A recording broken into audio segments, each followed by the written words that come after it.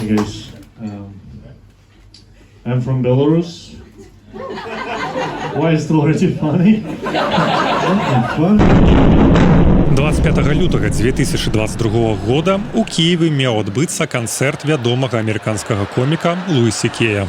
Пабачыць жыўцом куміра хацеў і Андрусь Раен, стендап-комік з Беларусі. За некалькі дзён да мерапрыемства ён прыехаў з Мінска ва ўкраінскую сталіцу, але ў Киеве амерыканец так і не з'явіўся. 24 лютага Расія напала на Украіну, а Андрусь Раен так і не вярнуўся ў Беларусь. Тут не вельмі шмат беларусаў, ну і не вельмі шмат беларускіх комікаў. Адзін таксама, то бишь я. Іх праца смяшыць людзей. Яны былі вымушаныя пакінуць радзіму, але нават за мяжой працягваюць займацца любімай справай. Гэта стендап-комікі з Беларусі, Украіны і Расіі, якія не могуць вярнуцца дадому. Іх аўдыторыя такія ж эмігранты, як яны самі. Берлін, таму што больш інтэрнацыянальны горад, тут людзі прыязджаюць проста з усіх краін свету і таму ён і інтэрнацыянальны. Людзі бягуць ад рэжымаў са сваіх краін і прыязджаюць у Берлін. Когда 24 февраля вечером, то есть день ушел на думскрольника, на то, чтобы выписать плюсы и минусы того, что жить в России, и к вечеру мы решили уже делать ноги, уже делать все дела, чтобы выехать, и через месяц выехали.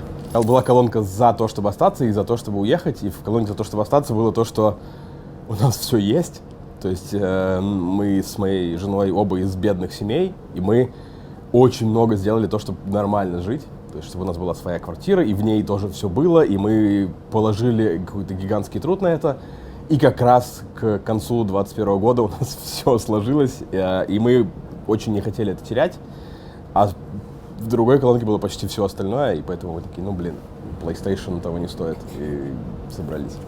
Дзяніс Чужы меў паспяховую кар'еру стендап-коміка і сцэнарыста ў Маскве, але з пачаткам вайны пакінуў Расію. Спачатку з'ехаў у Турцыю, а потым у Германію. Выступае на рускай мове, але будуе і англамоўную кар'еру, пашыраючы сваю аўдыторыю. Просто пытаюсь нащупать, что у меня общего с людьми, потому что как будто я приехал, и я знал, как смешить русскоговорящих людей и что их веселит.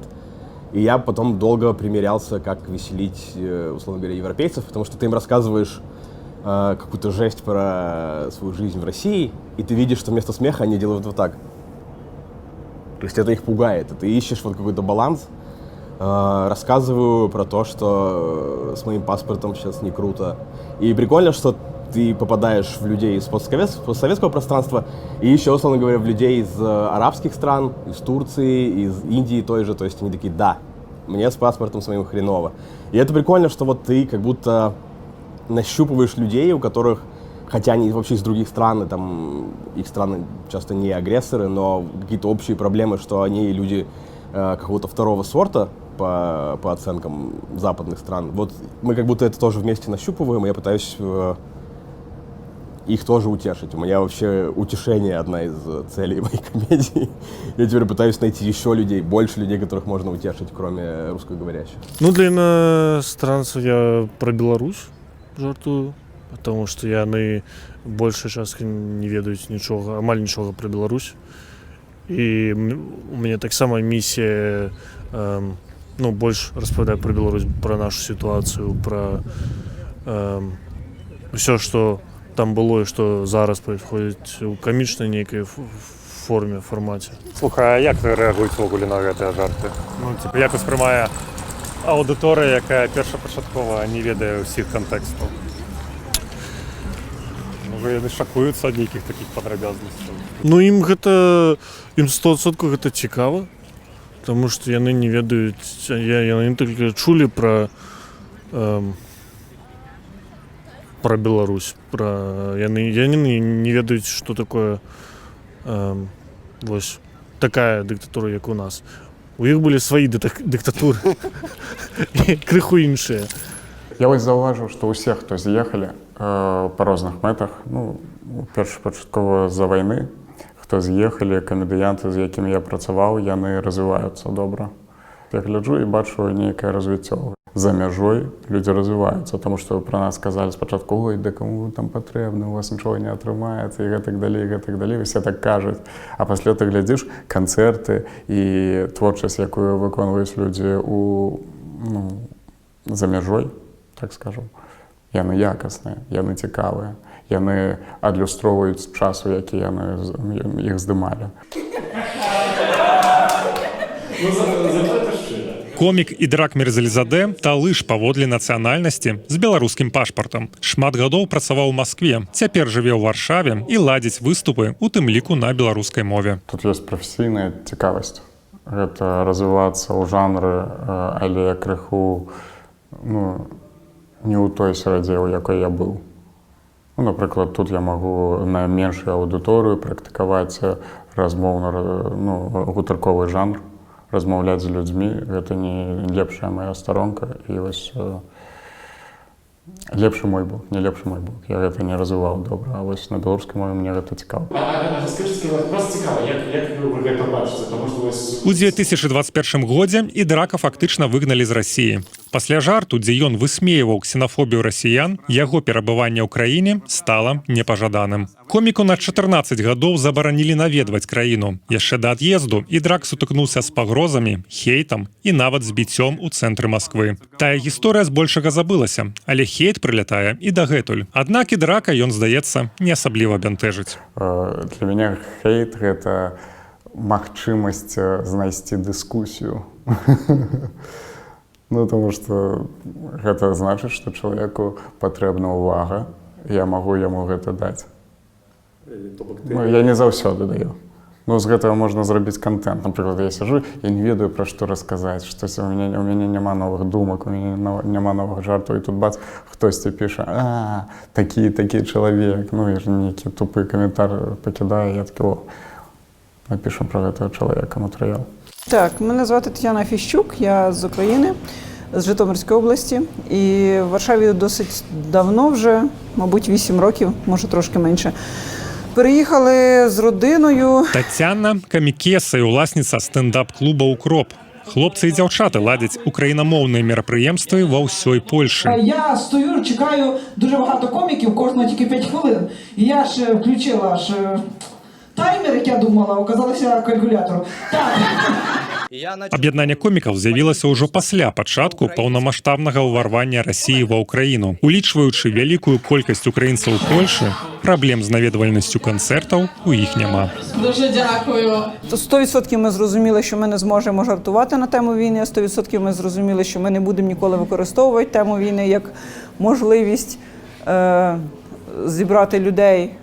Але 100% так само ми дали собі час, щоб потім знову спробувати повернутися до цього питання.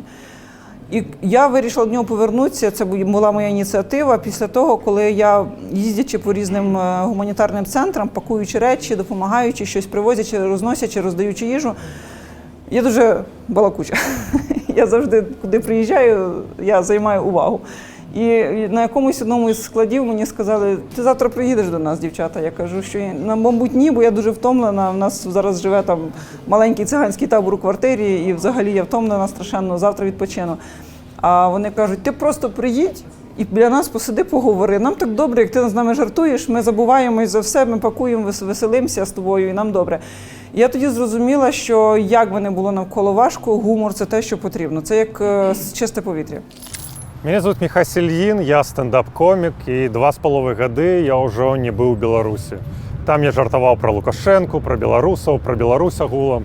Теперь все то же самое роблю своим европейским турне, якое ніхто не ведае, калі скончыцца. Тым не менш, часам ходзяць не толькі беларусы на беларускамоўныя мерапрыемствы. Ёсць людзі, якія не беларусы. Пахлопаць, ёсць такі у нас не беларусы? Вау! Цэлы ряд не беларусаў. Прикольно. А вы откуль? Молодой человек? Украина? Россия, окей. Вы меня разумеете, все, что я кажу, судовно. Так, идет Украина, Украина, Россия. А чего вы так разделились? Блин, ничего себе. Мы назираем просто теперь развал России.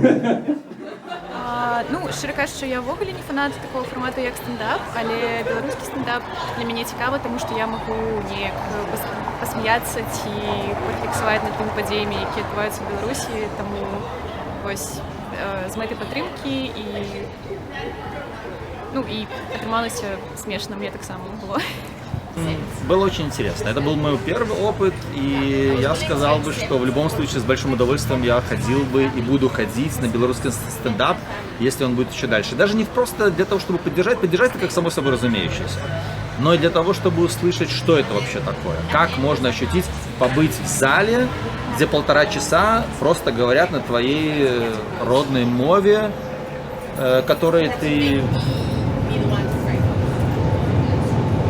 У самого большие проблемы с тем, что ты не можешь говорить на этом языке, или стесняешься, или еще что-то. Но когда ты в этом пространстве присутствуешь, где говорят на белорусском языке, это очень классно. И тем более, если это стендап. Так, смешно, мабуть, навіть неким людям з боку, які на це глядять, їм більше смішно, ніж нам. Ну, тому що речаїсність, вона така, особливо, коли ти переживав ці події, про які розповідається, ну, смешно, так, але так трохи и сумно тимчасово. Ну, на самом деле, первое, что бы я отметил, это вообще нахождение в обществе белорусов, это очень здорово, потому что тут в Берлине во многих местах, куда мы с супругой ходим, это обычно какие-то мероприятия, организованные россиянами или украинцами, и как бы сложно ощущать то, что это мероприятие прям для меня, потому что когда ты пытаешься услышать что-нибудь от артистов других стран, как бы все-таки другая какая-то реальность, и как бы какие-то вещи, которые они говорят, не всегда понятны, ты не можешь их прочувствовать. А вот тут, типа, само это состояние, что кругом белорусы, и все для белорусов, и идеи какие-то, которые не нужно объяснять, они белорусские, и вот уже одно это делает целое мероприятие очень приятным. Как бы местами смешно, местами приходится задуматься, немножко взгрустнуть, поностальгировать, но мне кажется, стендап он об этом. То есть стендап, как бы, для меня это все-таки это личная история человека, с какой-то рефлексией, с какими-то своими идеями, и очень здорово, когда это происходит. Ну, истории стендапа, они как-то с тобой резонируют, потому что они очень близки, похожи, известны и понятны.